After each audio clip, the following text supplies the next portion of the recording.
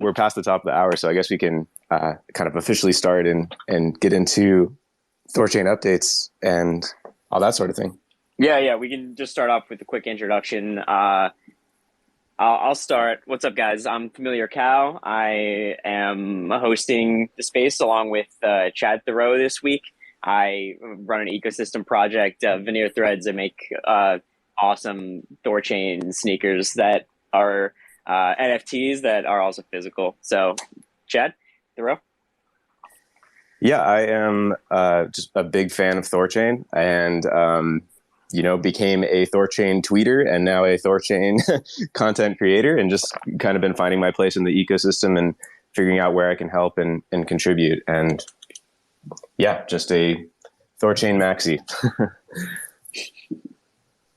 Yeah, I'm Chad Barraford. I'm one of the core devs on the project. I've been with it since the very, very beginning.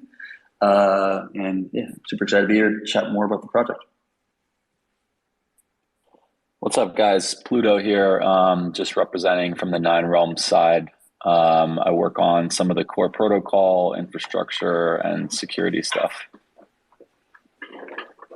Cool. And I'm Xerox Saigon, just a supporter, community member of THORChain, and creator of runebase.org and THORguard NFTs, and just here to support this week. And then, yeah, thank you.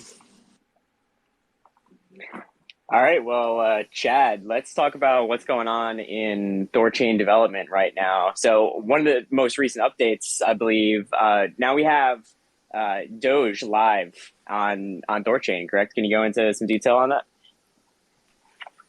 Yeah, actually, Pluto, do you want to cover this one? Because it's really kind of more your bag in a sense. Yeah, sure. So just first, Doge is not live on THORChain right now. There's it's really interesting with a rollout of a new token on a decentralized network. There's going to be like different definitions of what live is. The code itself has been live in THORnode for over 10 months now.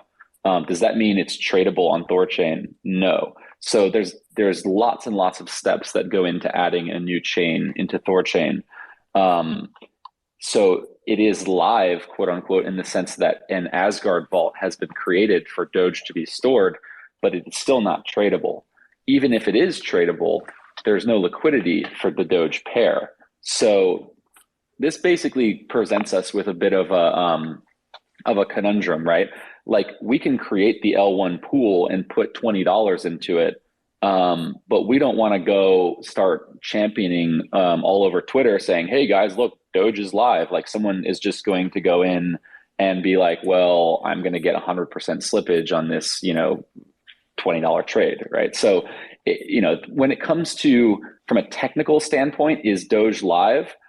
We kind of want to decouple that from the idea of like Doge is live from like a marketing standpoint.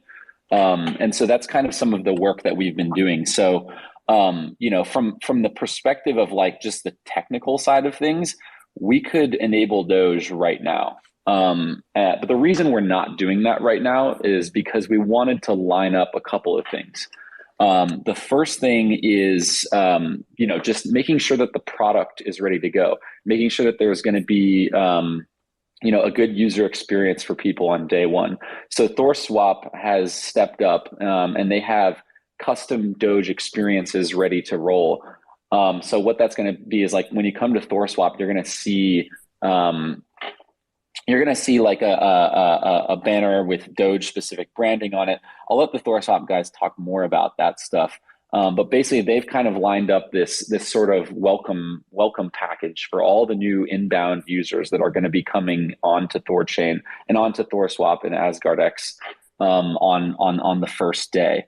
So basically, one of the things that entails is making sure that, like, all these new users understand, like, how, like, first of all, what is THORChain, and second of all, how does THORChain work? So there's going to be a lot of people who show up, at our front doorstep on day one, being like, what the fuck is this shit? They're going to be like, what is THORChain?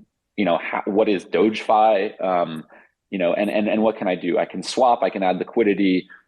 So maybe just like a brief explainer of like, what is impermanent loss protection? What does it mean to be a liquidity provider as opposed to just like a regular old staker? So just kind of like, a quick tutorial to bring people up to date on that stuff.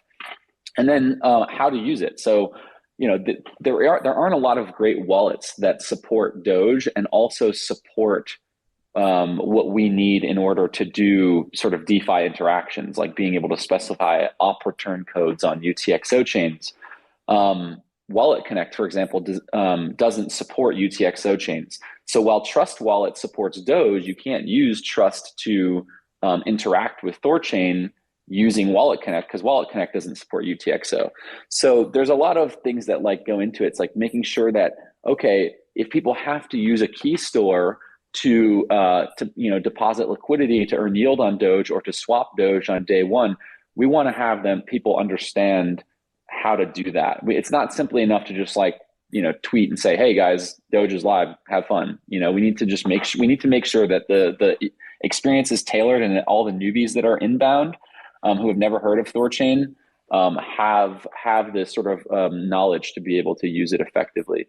And so when we think about this, it's like every single person that's being directed from the Doge community to THORSwap or THORChain.org or whatever over the next week or two, those are all opportunities for us to create a new THORChain user, to convert those people. And so we basically have been thinking this through to figure out what's the best way to convert people to THORChads, and it'll be the same thing with lunatics.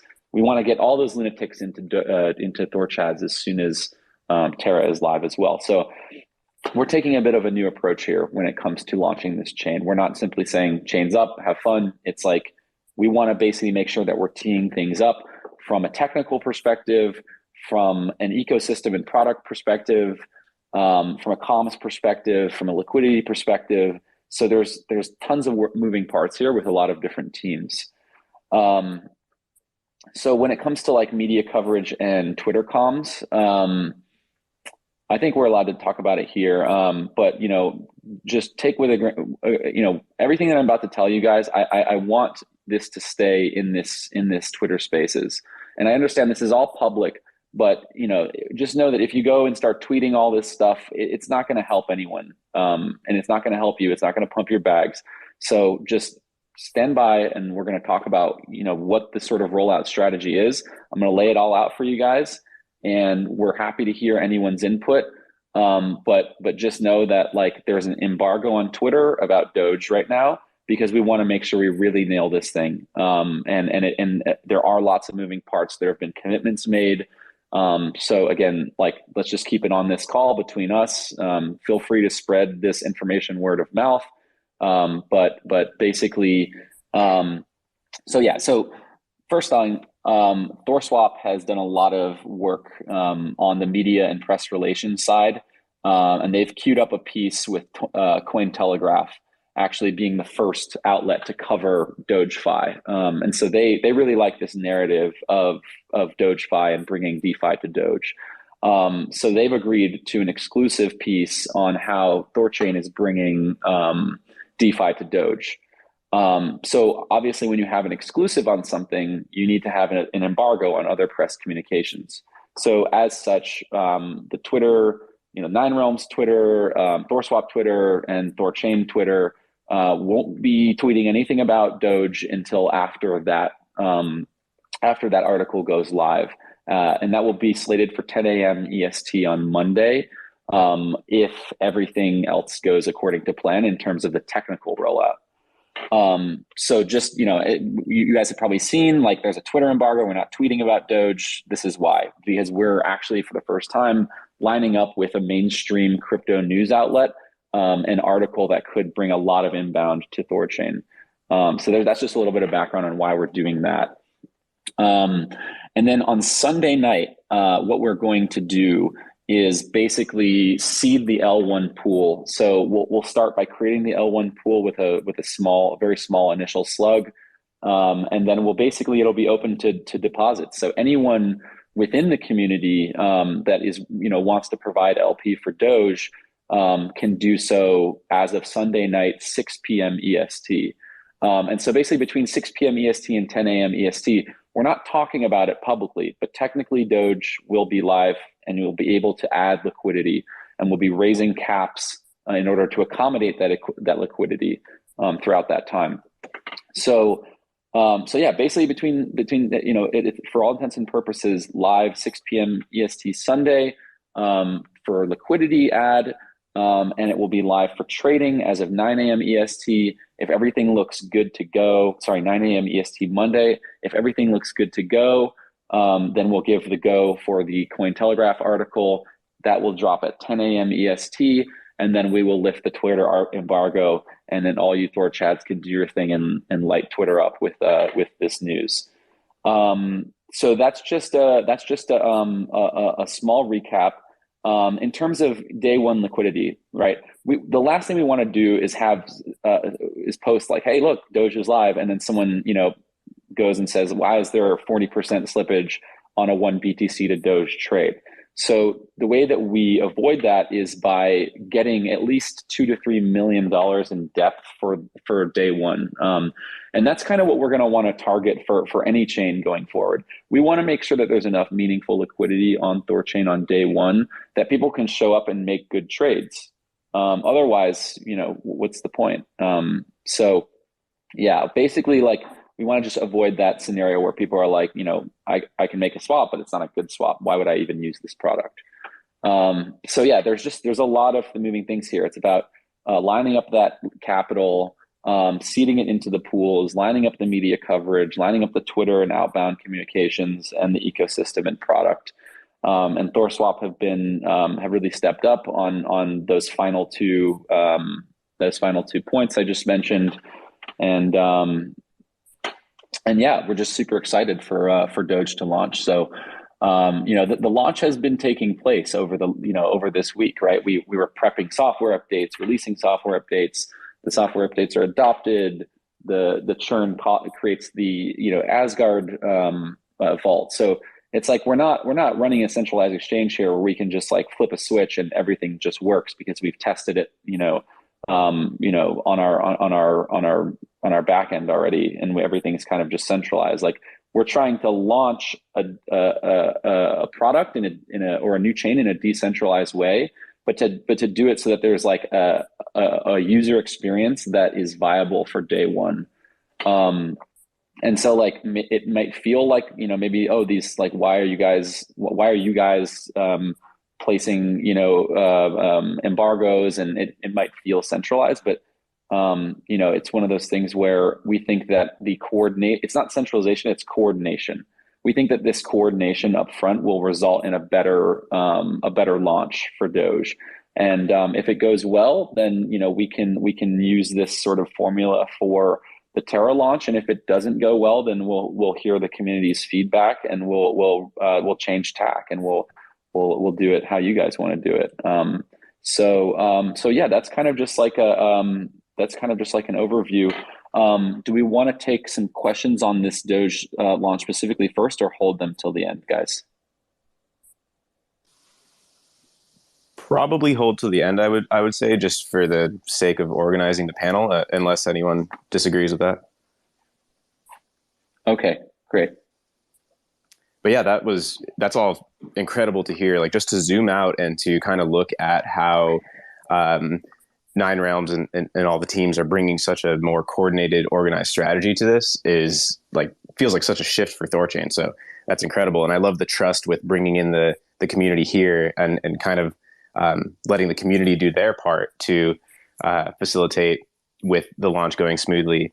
And then things like THORSwap having that education. I actually personally just joined the THORSwap team in the last couple of days to help with that educational content. So I'm working on making those video tutorials as clear and simple as humanly possible to take somebody from, just a simple Doge holder to somebody that is a full on, liquidity pooler on THORChain, understanding what they're doing. So yeah, it's really cool to see such a more coordinated launch effort, and I can't imagine it not going well. It feels like so much stronger than just, kind of flipping the switch and seeing what happens. So really cool to hear. Chad, do you have anything to add on Doge launch? I think Pluto did a good job kind of recapping it. The only thing I would add is just the general concept of that Doge has been, mostly at a standstill for years, right? There hasn't really been a lot of advancements in terms of that ecosystem. And, in the meantime, DeFi has completely exploded on other ecosystems and Ethereum especially. And this isn't going to be, I think, huge for that ecosystem, for the Doge ecosystem, because they're now actually having access to DeFi. And that's not just Doge. That's going to be, Terra. That's going to be, Solana. That's going to be Dash maybe, or Monero, or whatever else. Like all this value add that this project is adding to the Doge ecosystem, we're going to rinse and repeat that shit. And every time we do that, it's going to, introduce an entire new community into the THORChain community and just grow our pie, right? Grow the number of members to our community, and then grow our Twitter followers and everything. Like all that stuff is just going to, exponentially grow as we just kind of introduce more and more communities to our system, to our ecosystem. So this is just a first example of this, but we're going to see, 10 or 15 more of these over the course of the year. Yeah, Pluto, I think you brought up a good point about just coordinating the launch, in that, THORChain is a decentralized ecosystem. There's so many different teams and people that are working on these releases, and just your guys' coordination stepping up to make sure that it's actually a good user experience from the user end, from the people who haven't even heard of THORChain right now, but will in 2 weeks when they learn about Doge being on THORChain. It is really important to get that the first impression right. So just coordinating that launch is going to be super important, and then learning lessons for future chain launches and things, because that's just going to bring more members into this space, and kind of show them the light a little bit, and show them that we can coordinate things as a community and get new chains out there and bring them decentralized liquidity.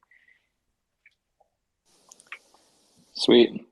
Yeah. So again, guys, just to reiterate, this is obviously a public Twitter space, so we can't, we're not sworn to secrecy here, but just for the sake of having this launch go smoothly, it's just kind of like keep it to yourselves.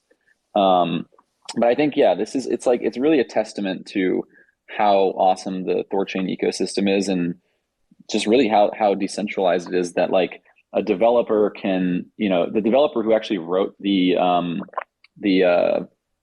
chain client for Doge, is different from me, who's actually sort of doing the stage net testing, and then managing the PRs to get it actually out. And then the network itself just kind of takes over from there, and creates the vaults and everything. So it's just really cool how it's almost like an unstoppable force. There's no one person here that's accountable for bringing this thing over the finish line. It's this whole community, and it's all these different teams, and it's really great to see. And I don't know. Obviously, there's no other project like THORChain, but even just THORChain's sort of position in being able to tap into all these other communities is I think exclusive to this project. I haven't seen any other project that just has to interact with so many other projects in such a meaningful way. So it's just really cool to see, and I'm super excited. Yeah, and just to kind of echo both of you for a sec, when the embargo does open up, I think that part of the narrative is the strongest piece. It's this is fundamentally changing what Doge can do. When Chad was going on about that on last week's space, I was getting so fired up, and it's that piece I think is going to be really important to just put out there and spread the word on that. It's this is changing what Doge can actually do. It's so crazy. Yeah, by the way, when you have a currency, and it doesn't matter what we're talking about, fiat or crypto, whatever, if you can't exchange it for another currency, then it's pretty much a valueless thing, right? So if your only way of exchanging a Doge asset, Dogecoin, is through a centralized exchange, then that highly limits the currency as a whole, right? And like, so when we saw our first DEX be kind of born, was it like 4 years ago, whatever it was, 5 years ago? On, I think it was Uni was the very first one, maybe Bancor was first, maybe, but like that idea just like revolutionized the industry in general. And meanwhile, Doge has been kind of like left in the dust in a sense, right? And so when we actually do this and we actually launch it, and over the weekend, it's going to be a new step forward in self-sovereignty that we haven't seen before, and allowing more assets and more ecosystems to be self-sovereign and have their own liberty without needing to go through with a requirement of centralized entities that give them approval to be able to move their assets around. Like, imagine if Ripple, for example, right? And you can hate Ripple, you can love it, doesn't really matter. But they went through this whole SEC thing about a year ago, right? And all of a sudden the price went down significantly because all of a sudden their ability to actually exchange that asset for another asset was threatened, right? Because all the centralized exchanges like, oh, we're not going to touch this. Like Coinbase was like, we're not going to trade Ripple anymore. And if you have Ripple on our systems, we're not going to give it back to you, or some fucking crazy shit kind of went down, right? But imagine if Ripple actually was integrated with THORChain, and all of a sudden you could always maintain the ability to move in and out of that system. That changes the calculus of the value of that asset quite significantly. And so if the SEC has another investigates Doge for some reason, I don't know why it would, but just say that it did, like it wouldn't affect the price nearly as much as it did for Ripple a year ago, right? That's partially why this is so significant. Yeah, and I think a part of that is doing our job as a community to educate all those users, about how to get off of centralized exchanges and like what the importance of that is. Because like you're saying, like if you're kind of fully reliant on that, well, then sort of defeats the whole purpose of everything we're trying to do here with crypto. Yeah, absolutely, 100%. Any other comments on Doge before, unless you guys want to move on to some other topics? Moving on. Yeah, let's move it on. So let's get into, there was the update on the emission curve this week. So yeah, Chad, do you want to explain that? Yeah. So the emission curve is basically the idea of how fast or how much assets room gets emitted into the ecosystem from the reserve, right? So like Bitcoin has a emission curve, right? So every time you mine new block, new Bitcoins are minted and they're put out into the ecosystem to increasing the circulating supply of Bitcoin, and everything kind of ensues from that point. And so similarly, THORChain has its own emission of room from the reserve. It's not being mined in the same sense of Bitcoin, but there's just a giant reserve of, I think it's like 180 million rune, or whatever the hell the number is, forget what it is, but some multi-billion-dollar thing. And so there's a curve, a mathematical number that kind of dictates how fast that is emitted, on every block. And in Bitcoin's case, it's like they have the halvening every 4 years, and it changes the number of Bitcoins minted every 10 minutes or so, approximately 10 minutes. And in THORChain's case, it's more of it's emitting every block every 5 seconds, and it's changing the number that's emitting to slightly decrease it each time, more or less. And so that room that gets emitted gets put into the pools and it gets given to the node operators to kind of juice the yield in a sense, and increase the circulating supply of the asset, and reward those people who are participating in the network, the ones who are actually contributing value to the success of this network in a sense. So that's pretty a big thing. And so the question becomes, well, how fast do you want to emit it, right? You have this kind of balance you got to strike, right, between juicing the yield of and rewarding people who are participating in the network, and also if you're dumping a bunch of rune onto the market, you're probably going to have a sell pressure, right? People are going to earn more money, they're going to sell that. It's just the same thing with any asset for that matter. But so the community had to come together to figure out what that number was, and so there was a poll and a conversation had in Discord where the community had to determine that the target yield should be around 30% for the pools, right? So that's why the emission curve was changed to the number that it is now, is to kind of hit that target that the community felt was the target goal. But there's an important kind of difference here about the emission curve for us versus the emission curve in other assets like, Uni and Comp or Sushi. And that is that if you remember back a few years ago when Sushi was first launched, they kind of introduced to some the idea of like liquidity mining, meaning you add liquidity to use Sushi and then reward you with Sushi tokens.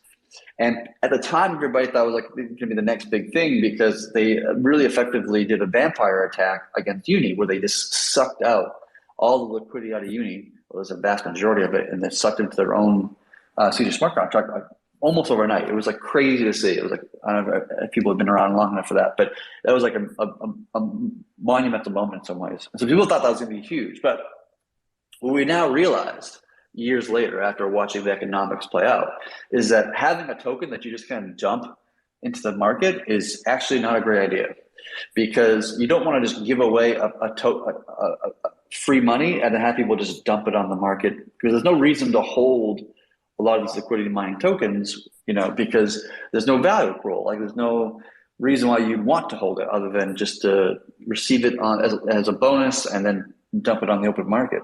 But Rune obviously is very different than that. Like it's not just a free token people just dumping on the market and then whatever. It actually has, the asset itself has good reason to hold. You need to use it for node operating. You need to use it to add liquidity to the network. You got to sometimes use it for swapping. Like there's a whole different reasons why you would want to hold the asset, and how the buy pressure of the asset goes up as we have synthetics and THORify, and we'll add liquidity. Like all these things create buy pressure on the Rune asset. So there's all these reasons why you want to hold it, and that's why it doesn't have the same shortfalls as some of these other liquidity mining tokens.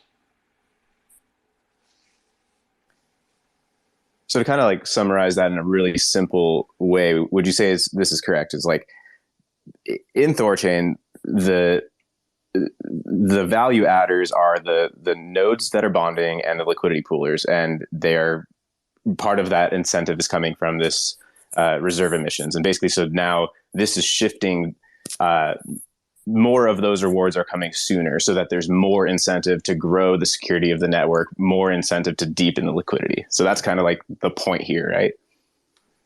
Yeah, that's basically the point. I mean, you can really look at it as in like, if you are a miner of Bitcoin, right? You're a Bitcoin miner, you are getting two incomes as a miner. You're getting block rewards from the network itself, and then you're also getting, transaction fees from people like sending Bitcoin from address A to address B. And so this is very similar to that. You're getting block rewards from the network itself, and then you're also getting rewards from the swaps happening on the network itself. And so it's conceptually similar to that. And so, yes, you're right. So as we change the emission curve number, we're increasing the amount of basically Rune that gets emitted into the ecosystem, to these LPers and to these nodes, to give them more rewards for participating in the network. That's great, and that also that boosts APYs. That also increases the amount of Rune that's locked on the network for security for the nodes, and just as a pairing asset in the pool. So. And like, even though the emissions curve was doubled, like there's still a huge amount of runway on like the total amount of Rune in the reserve, right? As you said before, I think it's well over $1 billion. Yeah, and that'll go on for like well over 100 years, and technically it goes on for forever. Because even if the reserve had no source of income, which it does, it actually has a few, but assuming that it doesn't, just for 1 second, like that emission curve will go on for, I think it's like 100 and something years. I can't remember the exact number, depending on how. It definitely goes on forever, because, well, not ever, because there's only 8 or some points it can get over, but it goes on for an extremely long time.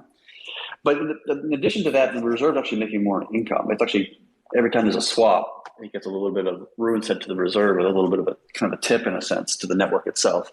And so because there's always income to it, it'll basically go literally forever. Right. All right. So let's talk about, it's kind of related, actually, node Mimir. So the emissions curve was changed with Mimir, correct? So let's talk about, like, I guess, first off, what Mimir is, and then what it means that nodes now have control of it. Yeah, so Mimir is like basically a way to configure the network in a live way, right, without making an actual code change.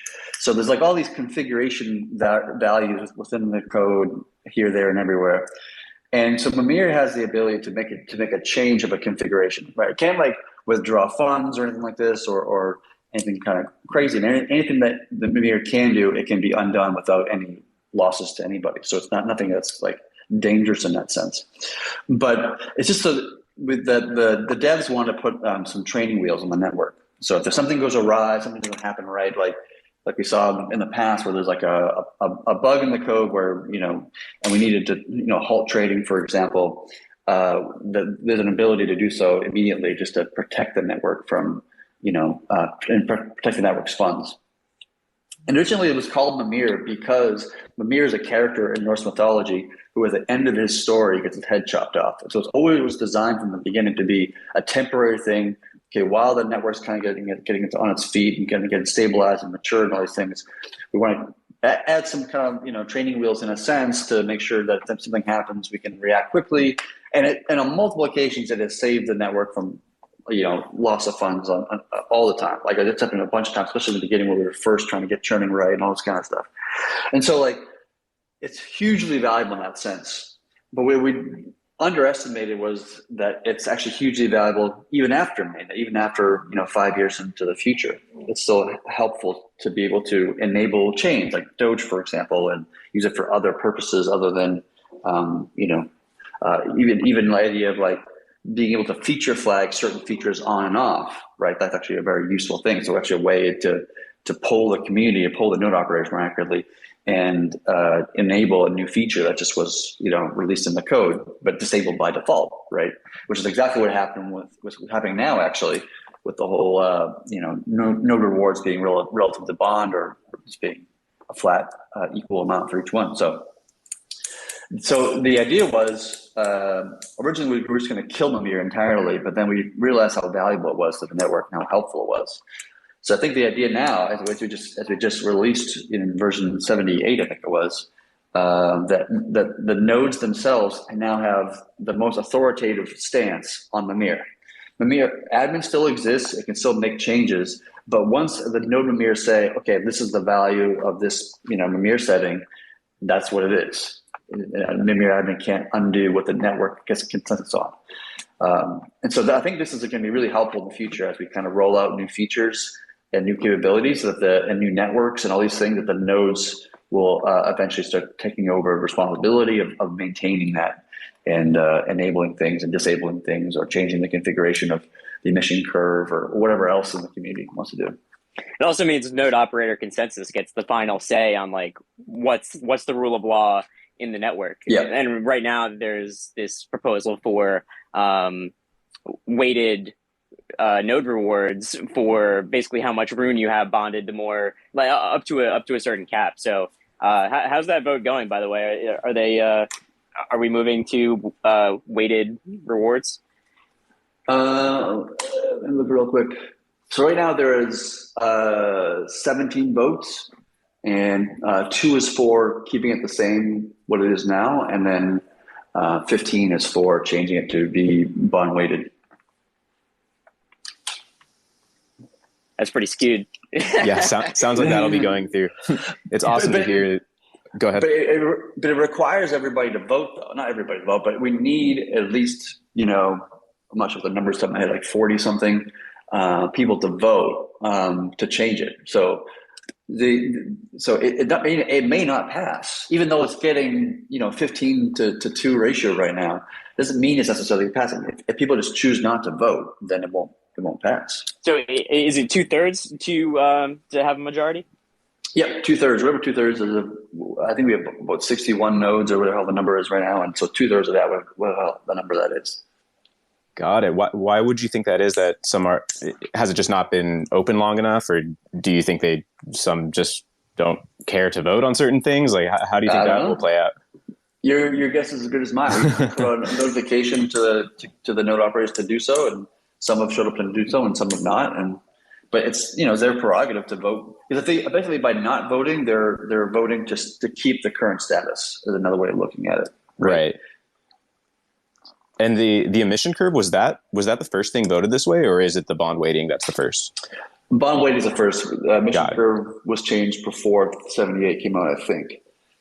Cool. Well, yeah. So it's awesome to see, you know, such a important step towards ultimately decentralizing the decision making on these like big network changes. Yeah. Yeah, I think that's what we're going to be moving towards. At least I hope we're going to be moving towards that in the future. I think Doge is not going to be done by node emitters. It's going to be, I mean, Admin's going to be doing that one just because it's the first and we want to have a smooth rollout and all this kind of stuff. But I think maybe going into the future, we'll ask the nodes to enable or disable trading for the new asset, like Terra, for example, or whatever hell. Right. That kind of plays in with what Pluto is saying. It's like the code can be live, but ultimately in the future, the decision will be when the nodes like actually vote and actually enable it, right? Right. I just want to say real quick that I pinned the announcement tweet for this space up on the top of this space. So if you have questions and you don't want to come up on stage, we'll open up for questions after we talk about one or two more things. So if you have questions and you don't want to raise your hand to come up on stage, just comment in the comment section of that pinned tweet that's right up on the top of this space. You'll see it. And favorite the things that you want us to talk about, and then we'll get some opinions from Chad B and Pluto. Also, Finn Blue, I see you requested. We'll let you up after we're done talking. So cool. Yeah, sounds perfect. Yeah, we have a few more things, so we can maybe spend a little less time on each of these next ones. Let's get into the aggregators and that new push. Yeah, so this is actually something that's, I see this as something that's like quite huge because, so the idea is that it's a DEX aggregator, right? So it allows you in a single transaction to move across multiple DEXs, right? Across multiple chains, potentially even, right? So we'll start with the simple case first, right? So Sushi, for example, could add support for THORChain in its core protocol. And so you can go to Sushi's, UI or whatever, and you can say, oh, I have Ethereum or I have USDT and I want to swap to Bitcoin. And so what ends up happening is Sushi will swap the USDT to Ethereum and then send the Ethereum to THORChain using its memo system and all that kind of stuff, and then set the Bitcoin to the BC1 address that the person, requested. And so then all of a sudden, like Sushi itself supports, 4 more chains or 5 more chains than it did yesterday, which makes their, product much more, valuable. But in the reality, it's actually using THORChain to power it all. But all of a sudden you get this massive trade volume that Sushi already has today. All of a sudden they show up in their UIs and like, oh, hey, I can now swap to Bitcoin. And Sushi, that's amazing. I'm going to go ahead and start doing that. Like, right, that's the natural thing to happen. So we're going to pull upon the communities of Sushi and, TerraSwap and whatever else out there who wants it in 1 inch. And they're going to start, channeling traffic, channeling trades through THORChain, which I think is going to be absolutely gigantic. And it goes the other way around too. So like in THORChain, you'll be able to, even we don't support some ERC20, right? The network, say like WBDC isn't supported quite yet, and you want to swap Bitcoin and WBDC, THORChain will be able to allow that. It's through swapping your BDC to Ethereum using THORChain, and then sending the ETH to Sushi or whatever to swap to BDC, and then it gets sent to your OX address. And that's all done in a single transaction. Well, you're creating one transaction, which is called a chain reaction of multiple transactions, but theoretically that's totally possible. Or you could even go more complicated route of like starting with some CW20 token on Terra, swapping through Terra swap to UST gets sent to THORChain, swaps it to ETH gets sent over to Sushi to go to WBDC. And so then you have this like 3 DEXs involved to move from some a UST asset on Terra to WBDC on Ethereum, all in a single transaction. Meanwhile, THORChain is like in the middle of it all, kind of being the middleman to help facilitate all this trading and have it be feasible and possible to do all that kind of stuff. So that's like, I'm super excited about this feature. I think it's going to be super killer, and it's going to draw massive volume into the network for sure. I totally agree. Yeah, I think this is one of the things I'm most excited about at the moment. Like just kind of seeing these, like seeing Rango pick up some traction lately, and also so like if Sushi doesn't implement this themselves, they're kind of just shooting themselves in the foot, right? Because some other aggregator can still just route through Sushi and like, you know, get their little fee on that, right? And so it seems like there will be a lot of incentive for them to offer this, or else just everyone else is going to offer this, like Rango, THORswap, XDeFi, like probably tens or hundreds of other ones over time. So it seems like there will be a lot of incentive to offer everything, or else you'll just get left behind, because why would you just go to an ERC20 DEX when you can just go to an everything to everything DEX? Right. That's kind of the great thing about it. So like every DEX will be everything DEX. That's what, yeah. It's like you can get any asset you want on any DEX of your choosing. So it just becomes like every DEX is basically the same, and that's a good thing. Like actually, yeah, it simplifies the fuck out of everything we're all using today. Is we don't have to like understand. Oh, there's 13 different DEXs to choose from. They all have different X, Y, and Z's. But now it just like becomes a simpler choice. I mean, there's still differences between them all, and you can still learn about what the difference is between 1inch and Sushi, and why you want to use one over the other. Blah blah blah. But still, like it makes this idea that any asset on any chain to any asset on any chain, pretty much on any DEX you're choosing. yeah, it actually makes a DEX the definition of a DEX, because imagine if you had to go to like a different centralized exchange for Cosmos, for Ethereum, for like it wouldn't make any sense. Whereas like this is actually going to allow a true decentralized exchange, like anything to anything. So cool. Yeah. The funny thing is that in one direction, going from like Sushi to THORChain, and that kind of what we call a swap in. So you're going from Sushi and swapping into THORChain, and the THORChain setting up the BEC or whatever the asset is. That's already supported today, technically, right? All you need is an aggregator, which we've already written that code. It's already being worked on and being tested by THORswap today. It's already being, I think it's probably might even be working, I'm not even sure. It doesn't require any changes to THORChain in order for that situation to work. The other direction requires some changes, but it's pretty minimal changes, actually surprisingly minimal, how simple it is. It's only like a 4-line change in THORnode and maybe a 50-line change in Bifrost. It's actually quite simple. And then you can support cross-DEX exchanges in any direction. Like it's pretty incredible. One of the questions I have is whether this new aggregator and just this new mindset, if this would cause us to reevaluate whether ERC20s belong on THORChain at all. And I say that because, if we had a deeper pool of L1 ETH, like assume all of the liquidity that was on, random ERC20s on THORChain today was put into ETH, the price you get for Bitcoin to ETH is better. And then when you go from the aggregator goes from ETH to whatever ERC20 on, whatever other downstream DEX has the best price, the end user is going to get the best deal that way. And so I think to me, it seems like this naturally will cause us to phase out ERC20s being pooled on THORChain. Do you see that ever happening? It's possible. What would be the use case for having, a perp pool with like 1 million in liquidity on THORChain when like the perp pool on, SushiSwap has 20 million in liquidity? Like there's just really no point to having that on THORChain. I think there's a point. So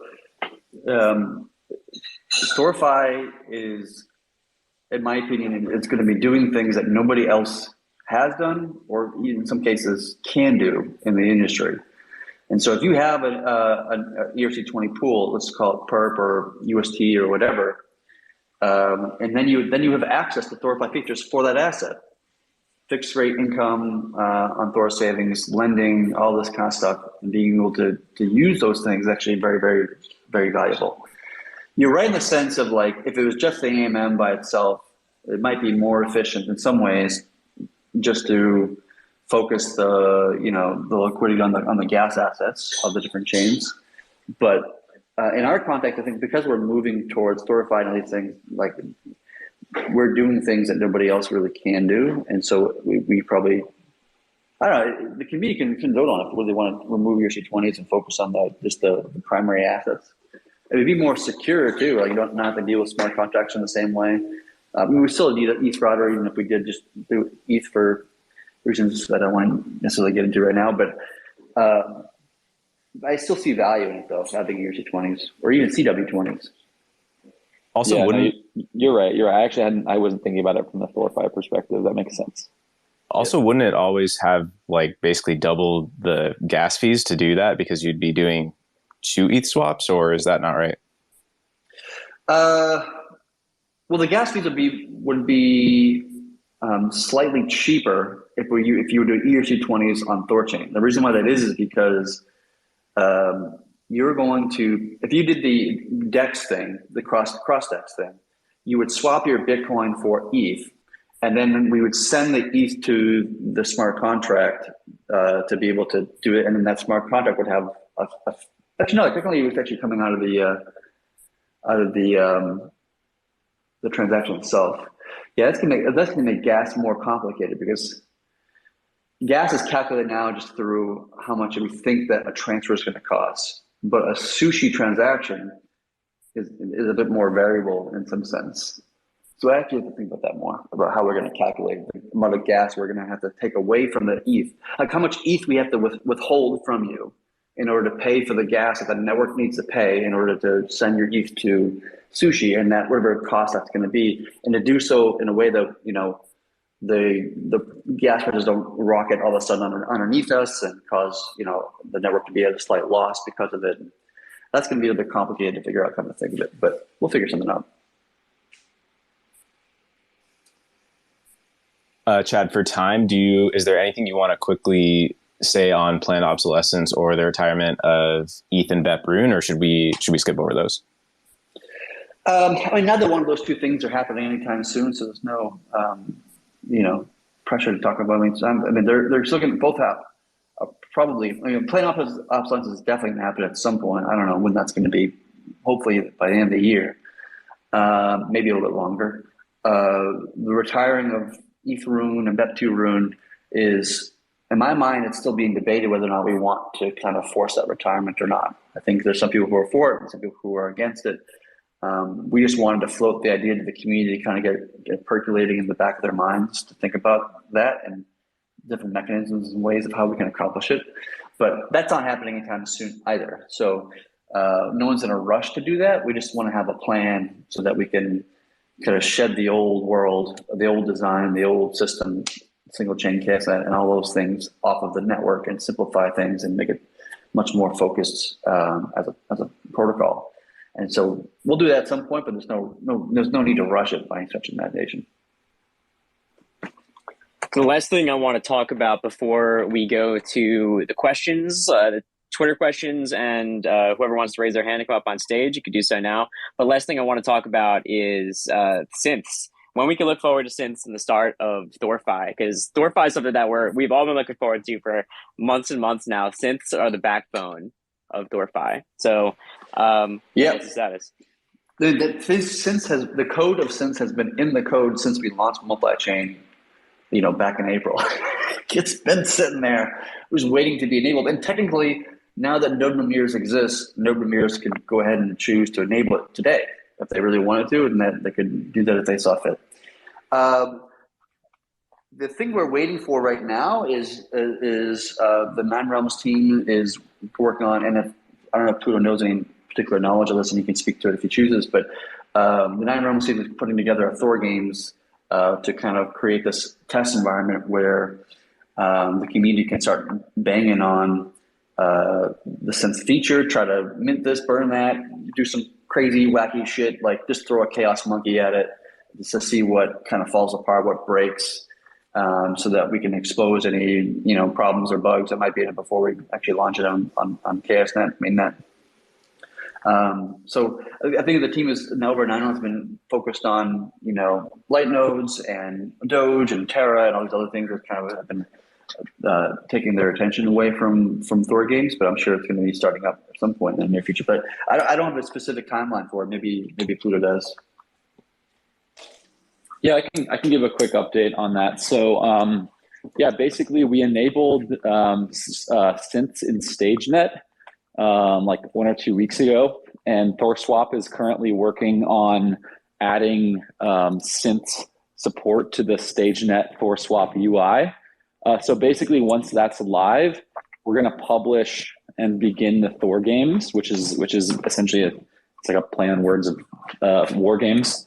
But there will be like 3 different tiers of rewards for people who are able to produce an observable exploit on synths in StageNet.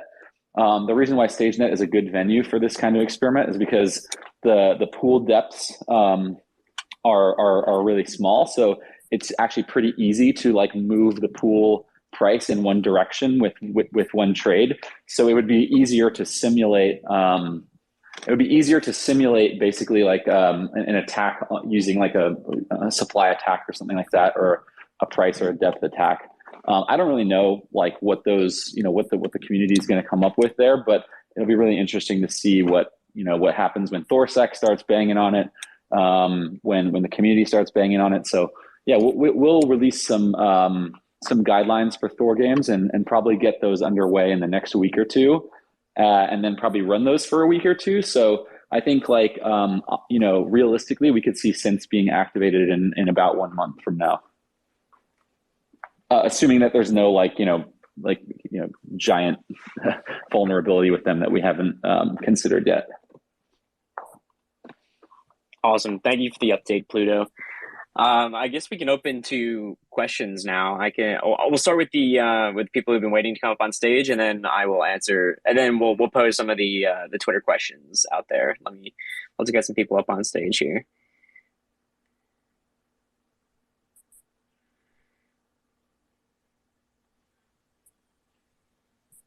Finn Blue, what's up, man? Hey, how's it going? Very good.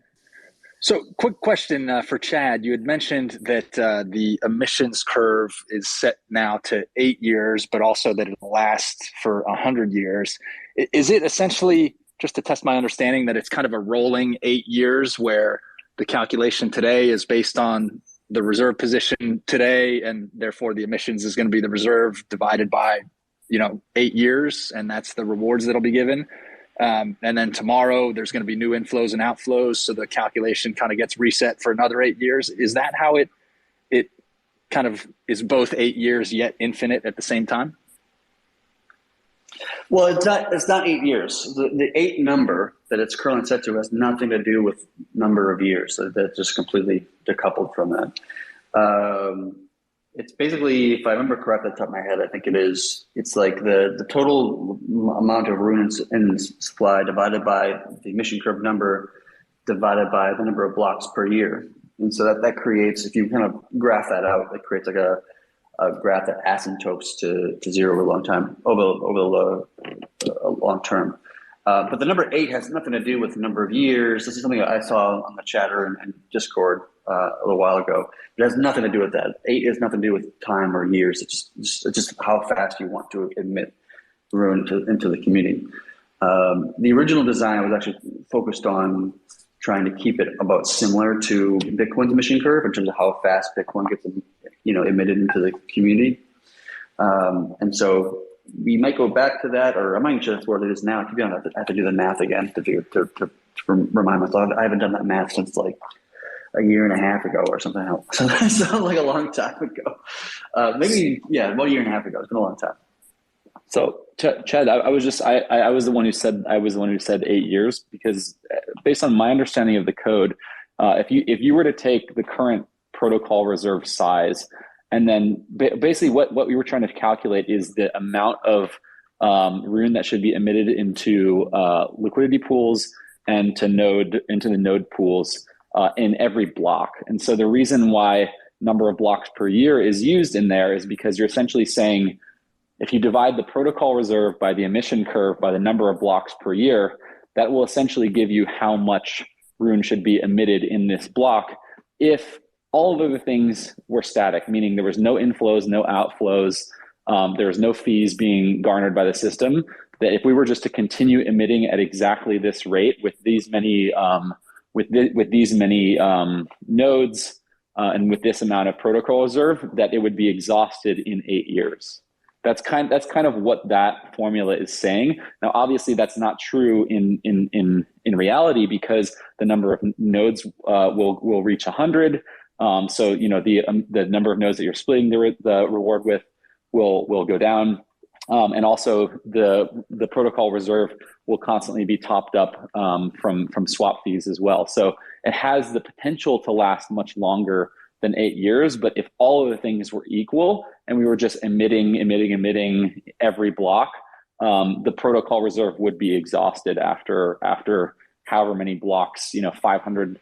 I think it's like 5 million something times 8 years. That's how many blocks it would take, given the current emission curve, to exhaust the protocol reserve. That's kind of where the years number came up. Yeah. So, but that years number, calling it years just is a misnomer, and it confuses the fuck out of people, because that's actually not what it is at all. Because you'd be right if we took the current quantity of rune in the reserve and we said, okay, the number we're going to emit is like 1 rune per block. Blah, blah, blah, whatever. And you said emitted 1 rune per block for 8 years, you'd be right.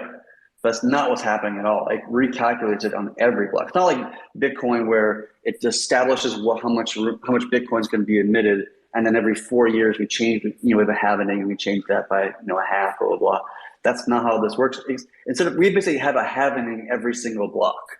And because of that, you don't look at it in terms of 8 years, blah, blah, blah, because it's just a really funky, weird way to look at it. You look at it in the context of this thing asymptotes to zero well over 100 years, whatever the hell the number is. And you can calculate, you can get an Excel sheet and actually calculate how long enough it'll take. But I just try to push against the idea of saying 8 years, blah, blah, because it confuses people. Even the question that the gentleman was asking is just like, oh, it's 8 years, but it goes forever, but both. Like, it becomes a very weird thing. So I don't associate that number to be representing quantity of years or anything like that. Yeah, that makes complete sense. Thanks for clarifying. Yeah. Right. If we didn't do a halvening every block effectively, or recalculating how much is getting emitted on every block, then you'd be correct. It'd be 8 years. It would be empty and done. But we do a halvening every block, so it changes the way you look at it. Makes sense. So that's considering it's like just stays exactly what it is right now, but in reality it's getting a little smaller, a little smaller, a little smaller. Yeah, every block will emit slightly less than the previous block. Like this, it's constantly going smaller, smaller, smaller, smaller, smaller. Literally every single block. That can change once you get to a point where the amount being emitted is less than the amount being incurred or being added to the reserve through Thor names, income or swap income, blah, blah, blah, from all these things. So it can change where it reaches an equilibrium between the amount of room being emitted is equal to the amount of room being put into the system through swaps and Thor names and other mechanisms of income for the reserve. So it'll just kind of sit there forever. So it's kind of a funny thing of the reserve is limited, the coin itself is limited, but it has an infinite supply of rune in the reserve because it always will push towards that equilibrium and just sit there forever. Cool. Great question, Thin Blue. TJ, do you want to go ahead?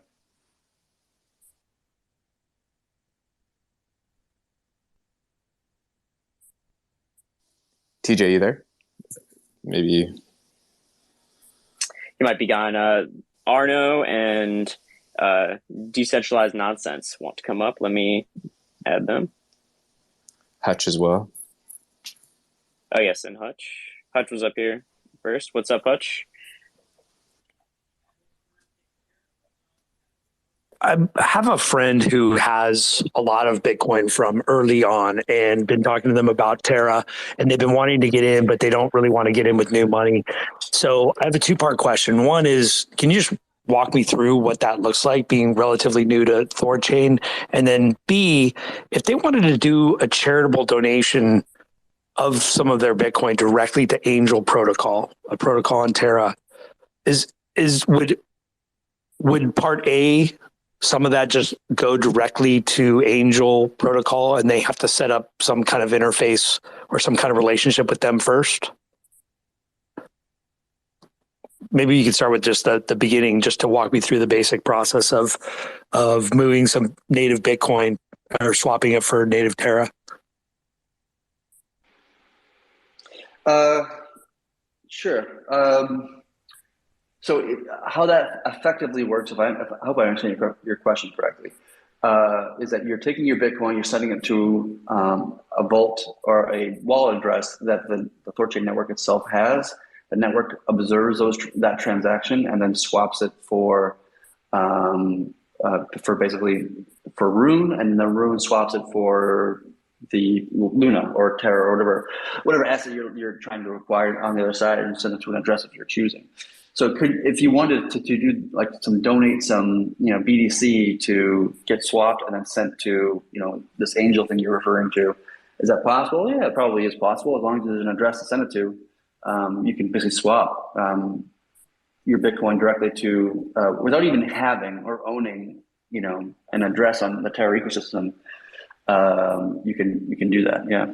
So it sounds like they need a THORChain wallet first, and if I heard you correctly, it's not a direct swap from Bitcoin to Luna. It's Bitcoin to Rune, Rune to Luna. And yeah, but the Rune is handled for you in the back end. So you actually don't need a THORChain wallet per se. You don't need to hold Rune. You don't need to have a Thor address. That's actually not required. The only thing that's required to do what you're asking for is that you can sign a transaction formatted correctly on the Bitcoin blockchain. That's the only requirement. Just to add to that a little bit, just like how it will look from the user's perspective, Hutch, I know you're probably very familiar with stuff like TerraSwap or SushiSwap. So it'll really just look like that. Like and you won't even need Rune to do it. You'll just go, but this is not live yet. Keep in mind, we're talking like a month out. You could use something like Rango Exchange to probably route it less efficiently, even right now, which would have some THORChain steps in there.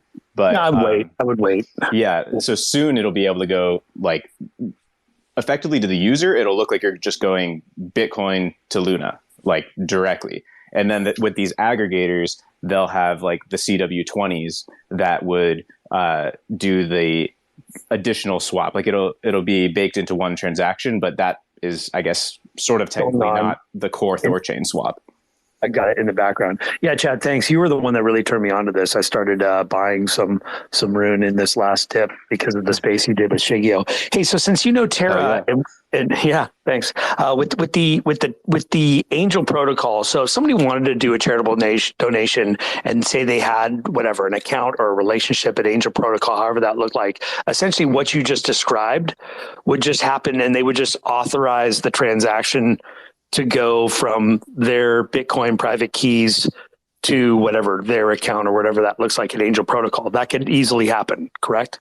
Yeah, on their end, it would just look like they're basically sending a Bitcoin transaction out. And I guess in their case, they wouldn't be getting anything in return because they'd be putting somebody else's recipient address on the other end. Yep. Okay. Awesome. So yeah, it's possible in theory for sure. Cool. Thanks a lot, guys.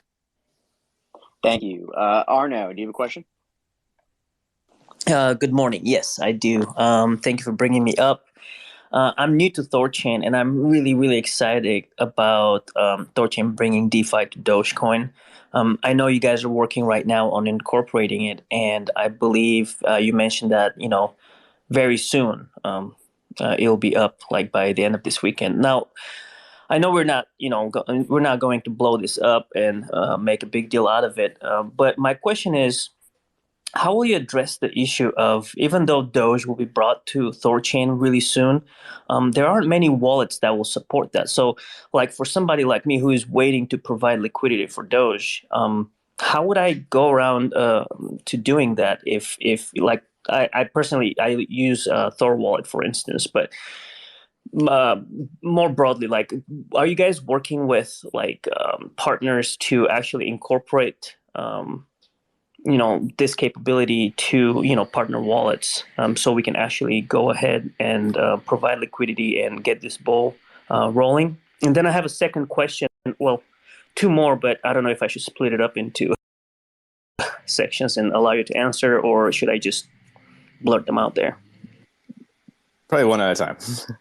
Yeah, I can take that one. So the question of wallet integrations is, one that comes up a lot, and we really have to strike a balance between being like a neutral protocol and letting the front ends kind of duke it out to provide the best wallet support, because ultimately that competition will lead to the best outcome and lead to the best product supporting the most number of wallets. And we want to balance that with being able to have that sort of day one support, where wallet integrations allow the most number of users to kind of take advantage of the new pools. So it is kind of like a balance that we need to strike. We, as protocol developers, will work with, and coordinate with front ends to support, whatever wallets necessary. So like, for example, with Terra, we're going to make sure that there's wallet connect support on day one for at least for THORswap, and potentially like the other guys as well, XDeFi and DeFi Spot as well. So basically, as long as a front end can support wallet connect, they can connect to any Cosmos chain. So that's obviously something we're going to encourage every UI to adopt is wallet connect, so that they can just get all of the trust users that hold, Luna UST, and all of the Terra station users as well, which makes up the lion's share of Terra holders. So yeah, there is a lot, there is some analysis that we have to do to figure out, what are the prevalent wallets in this ecosystem and how can we get those supported. The unfortunate fact of the matter is that like Doge is and has never been tooled for DeFi. So they as a community have not invested in wallet support. They if you go to their docs, the way they tell you to get a wallet is to like literally build the Dogecoin software, and like as if I were telling you to like go run make install from the THORnode repo and use like the THORChain CLI to transact. Like no one's going to freaking do that. So, the fact of the matter is right now, most people just hold their Doge on centralized exchanges. So while there's some things that we can do to coordinate like wallet integration and wallet support day one for certain chains like Terra, there's other ecosystems like Doge that are kind of like hopeless in that regard. And so it's really up to us as like THORChain to usher these new these chains that are not really like DeFi native into this new era of multi-chain. And so I would be, really interested to see like XDeFi wallet, Thor wallet adding support for Doge, so that then their UIs, but also other UIs can start integrating those, so that the key store is not their only option. But to answer your question about like Doge in particular, it's really up to us as a THORChain community to show them the way about how what multi-chain is all about. Even with Bitcoin and other UTXO chains, we run into this same issue with Ledger. You can't really sign arbitrary transactions for UTXO chains from a ledger, which is why you still don't see Bitcoin support on THORswap, for example. I'm told that there might be some workarounds for this. I might not have the full picture on exactly what chains are, what chains and like different technologies are supported by different wallets. But yeah, it's one of those things with Dogecoin where it's like, unfortunately, we are constrained to key stores for launch here, and hopefully other projects will add support to their wallets as time goes on.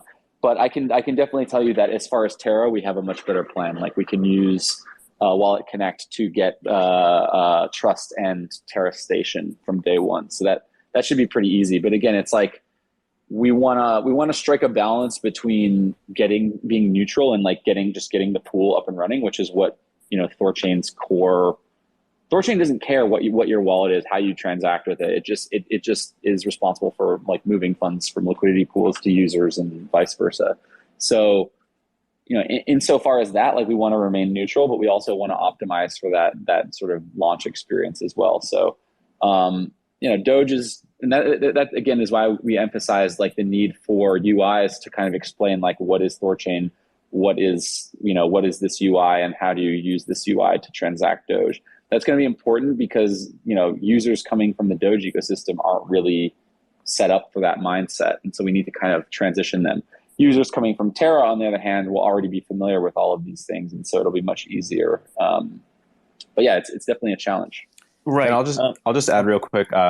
Just take a look at THORswap. There's going to be guides put out on exactly how to set up this key store wallet and how to go from centralized exchange with Doge all the way down to liquidity pooling on THORChain potentially, or just holding it there. But yeah, that's coming, and might not be your preferred wallet, but that's going to be the only one immediately, at least.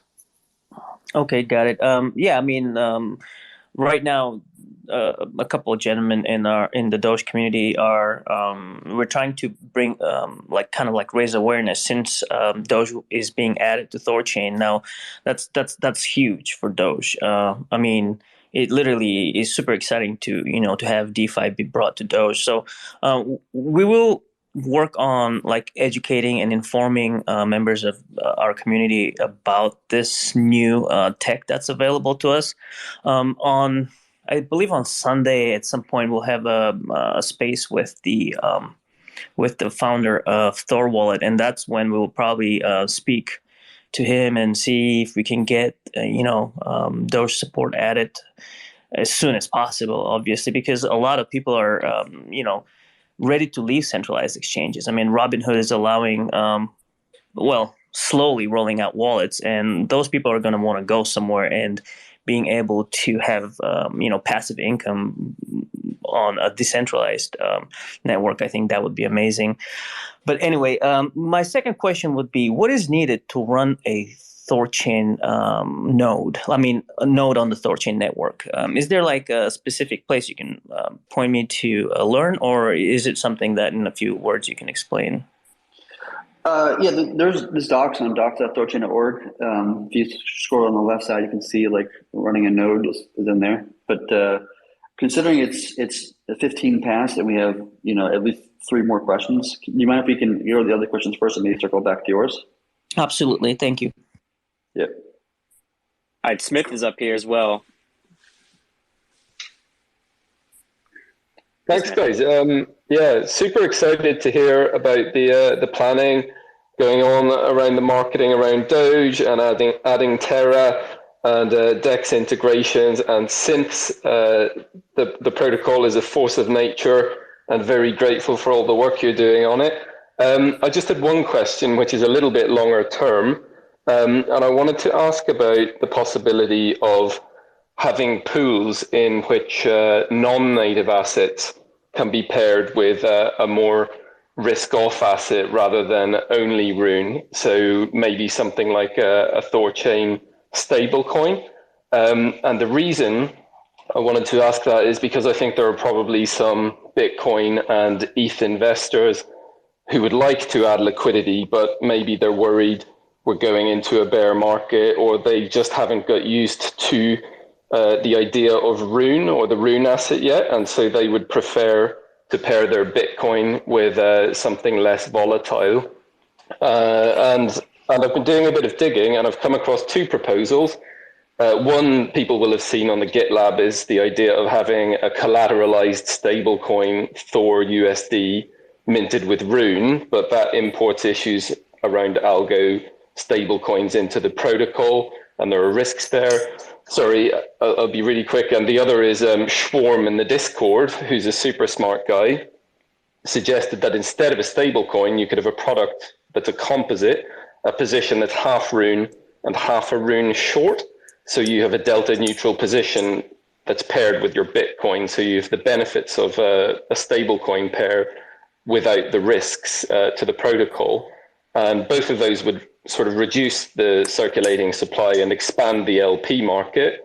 And I was just wondering, sort of Chad and Pluto, what you made of those proposals, and if there were plans to take any of them forward, obviously after synths and mainnet and so on. Yeah, so the first part of your question is pairing, having a pool without Rune as one of the assets, having it be a stable coin plus some other asset.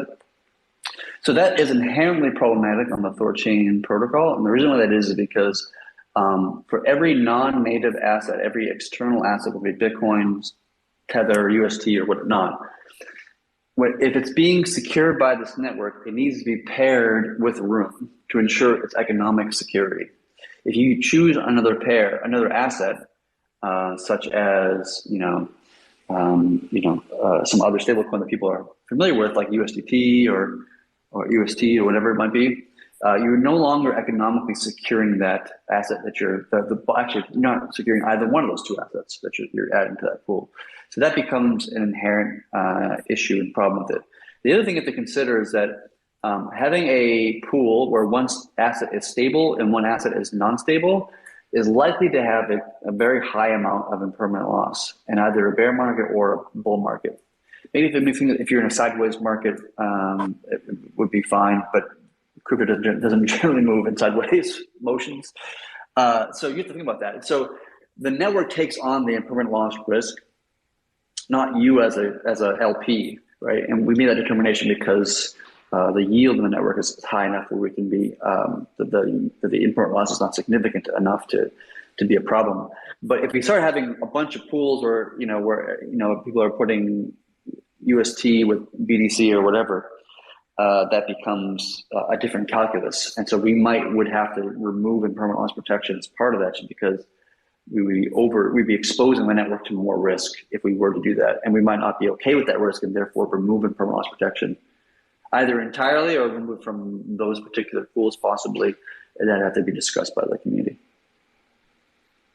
Thank you. That's actually a really clear answer. And I wouldn't suggest ever pairing non-native assets with sort of stable coins that weren't sort of minted with Rune. But at the same time, sorry, I take your point. I mean, it's right. So that the network would be taking on that risk even if it's a sort of delta neutral position.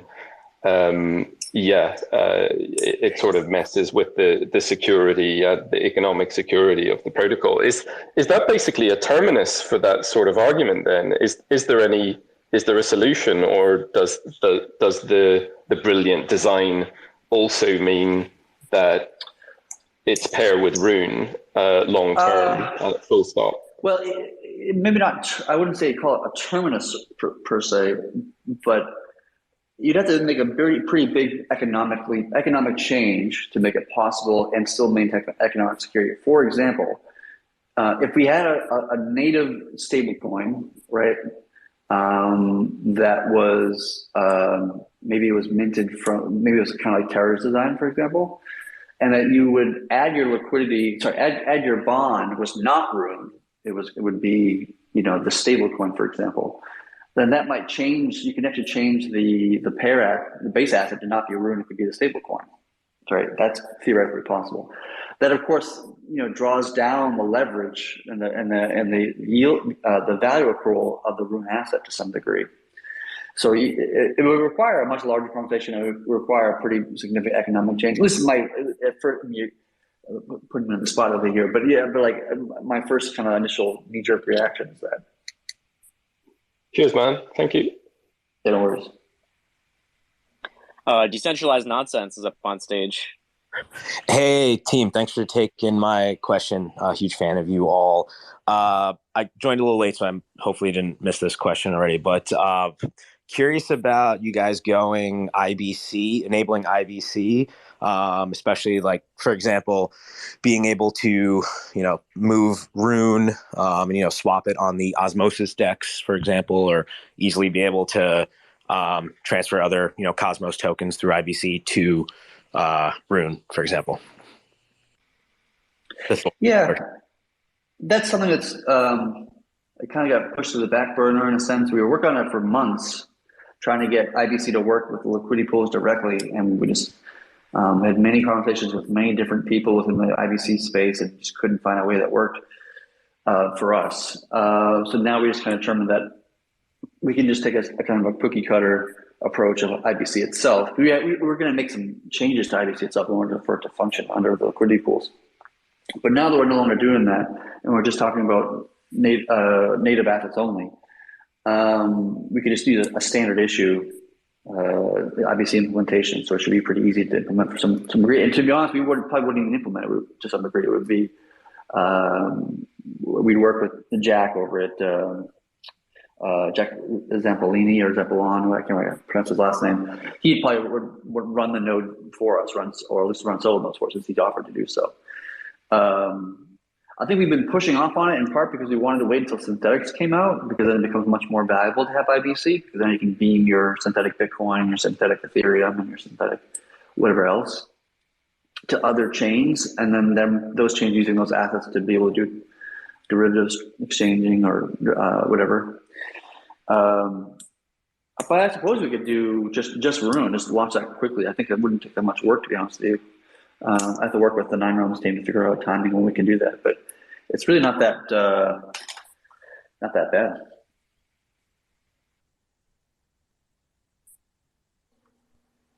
All right. Sorry for the people who left the queue. Arno, if you want to ask your question again about running a Thor node, if Chad would like to elaborate on that, yeah. I would like info, but to be concise in time, I could try to. I looked a little bit online. I still haven't been able to find much, but we could also skip that question if you guys prefer. Up to you.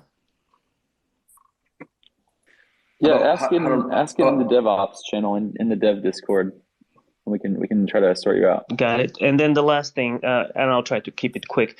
I want to imagine a scenario and see if that's possible. Would it be possible down the road to buy NFTs, let's say, with Doge, even if they're in Ethereum, by having THORChain kind of in the background, swapping the Doge for Ethereum, giving you the NFT? Yeah, because that would be an amazing thing to have Doge be used for that as well. Yeah, that with DEX aggregators, I think that becomes possible, because you would take your Doge, you send it into THORChain, swapping it for Ethereum or Sol, potentially, depending on what NFT you're trying to buy. And then on the other side, you get sent to some smart contract on Ethereum that allows you to acquire the NFT or whatnot. You might require a custom DEX aggregator. And honestly, I keep on saying DEX aggregator, but it's really more broad than that. You can swap Bitcoin to Thor and then stake that Thor into the Thor, whatever. Like it's not just about DEX. Theoretically, you're just sending an asset to a smart contract. So what that smart contract does after that fact can be another swap. It can be staking. It can be lending. It can be, who the fuck cares? It can be literally anything you want it to. And so there needs to be some more design choices to be made in terms of the technical side of how to make that viable if possible. But it's not that hard, to be honest with you, to some degree. So yeah, it's possible. Thank you. Thank you so much.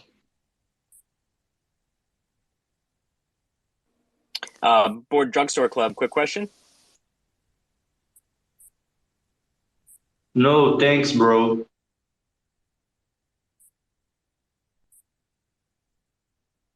All right. Well, thank you.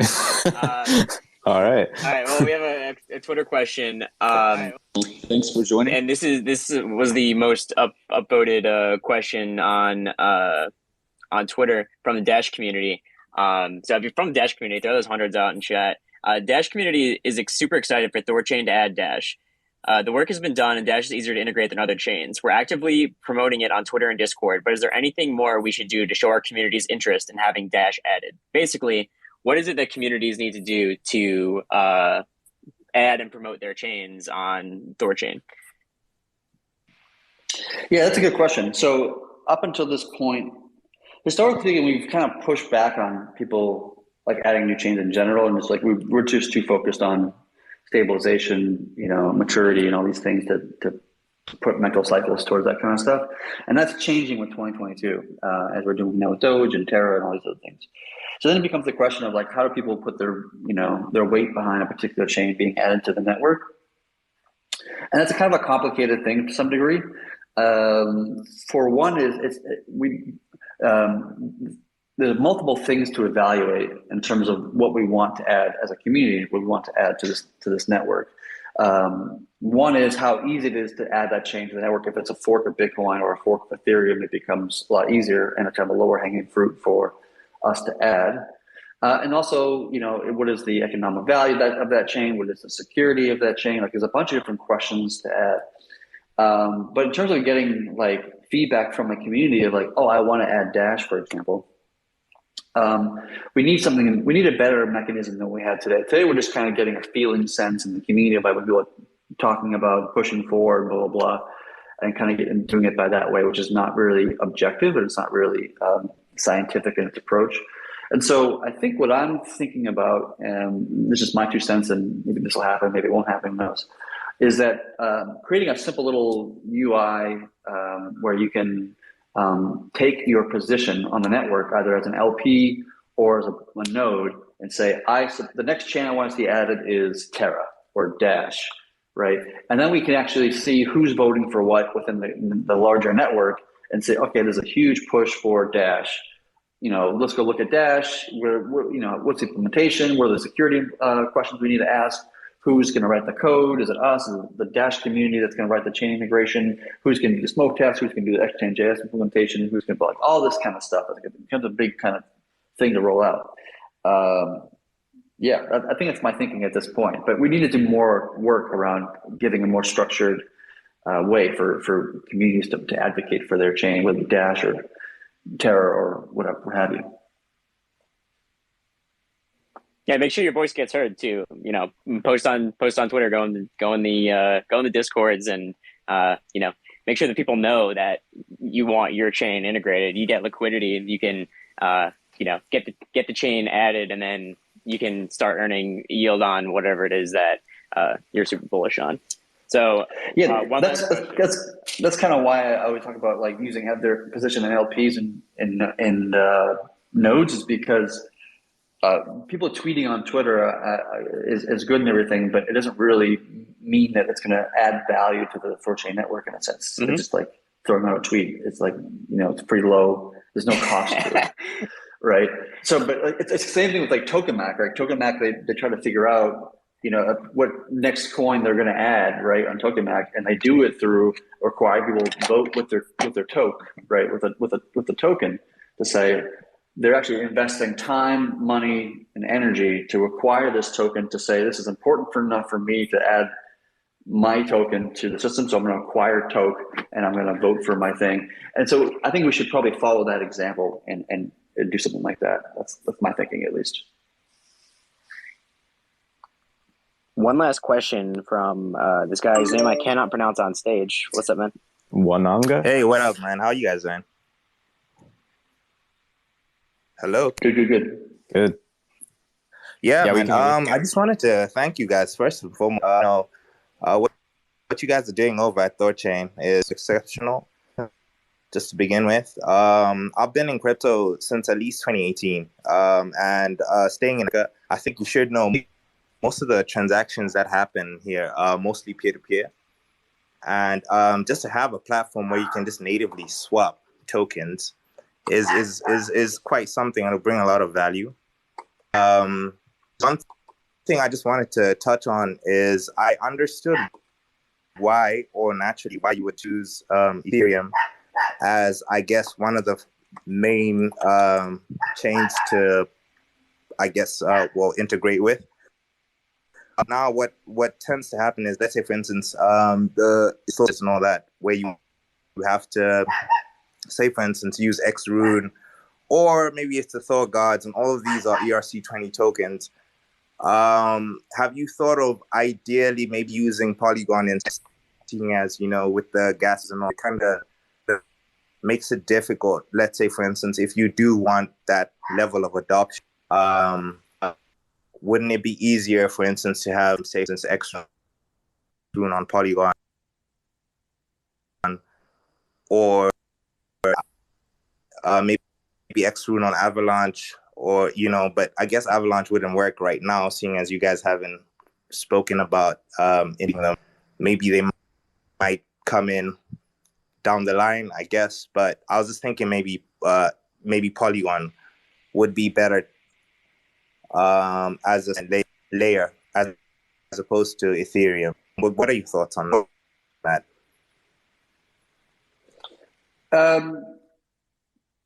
Yeah, so Polygon has some advantages to it for sure, right? And as you lined out, it's more gas efficient, but it also has a trade-off in terms of security as well. Every one of these L2 is you're trading off decentralization and security for something that's less secure, less decentralized, and has its potential drawbacks and that kind of thing. So if we were to add support for Poly or any one of these L2s, we have to strongly consider the security ramifications of that, because if any one of these chains becomes insecure, it threatens the entire system.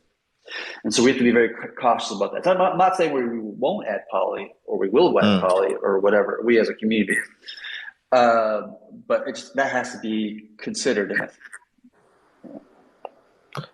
Okay. I mean, that makes perfect sense, I guess. One piece just to add a little clarification is when you mention Xrune and THORstarter, THORguards, all these ecosystem projects are just building around THORChain, and they're really free to do whatever they want. So I think generally they're just going with ERC20s because it's kind of like that's where there's a lot of liquidity. That's kind of where there's like that's where the value, you can get a lot of value from.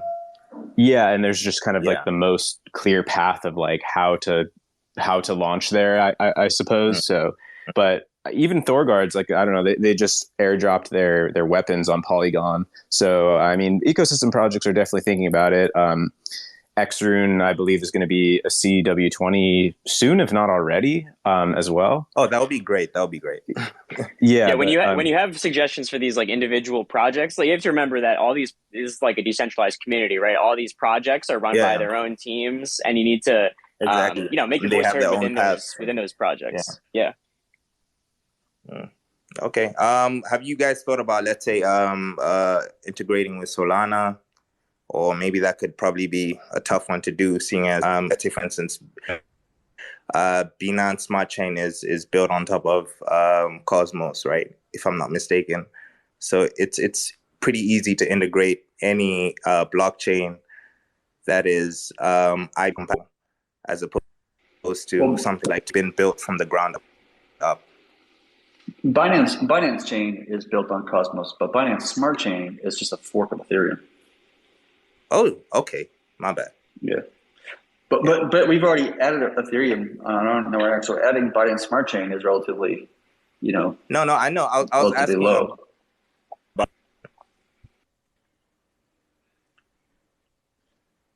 Yeah, there was a Twitter poll recently where people were like, "What do you want to see after like Atom and Terra and Doge?" And I think Solana was the top voted on just that Twitter poll. I think a member of the community sent that out. So again, like to Chad's point, like Twitter polls aren't the best way of gauging like what the actual economic value add would be. So we can't say for certain that Solana will be worked on next. But I personally like Solana. I know one of the other members of the Nine Realms team is interested in working on Solana as well. So I think it's fairly certain to say that Solana will probably be getting worked on, very, very soon. Another one that the community showed interest in was Avalanche. So yeah, I mean, we're definitely like any like L1 like instant finality chain is going to be a good with a large market cap and a lot of volume going through it is going to be a good candidate for THORChain. But yeah, L2s, we still have to figure out, like Chad was saying, the security implications of that. Yeah. And then there's some of the other ones we're looking at are like Monero, Zcash, and all the privacy coins. Okay. Yeah. So those will be making some progress as well. But I think that in terms of like what is actually getting queued up after Terra, we're probably going to have to put that to a vote, and I think going forward, I love the idea of adopting like a tokamak style sort of just like event to determine those things rather than just whoever is willing to work on something deciding that that's what they're going to work on. Because we can figure out something better than that. All right, man. I think you pretty much covered everything that I that I asked. And you guys keep building, man. You guys have a good, and obviously the value is there. It'll just take others some time to see it as well. So yeah. Awesome, man. Thank you for your support. All right. Thank you, guys. That's all the time we have for questions for today. So just want to thank everyone for hopping on and listening to all of us talk THORChain. We do this weekly, every Friday. Sometimes it changes depending on the time zone. Normally 11 a.m. Eastern time. So hope you can join us again next week for the weekly updates. See what's going on in the THORChain community. So yeah, thanks for hopping on, everybody. Yeah. Same. Thanks, everyone. Cheers.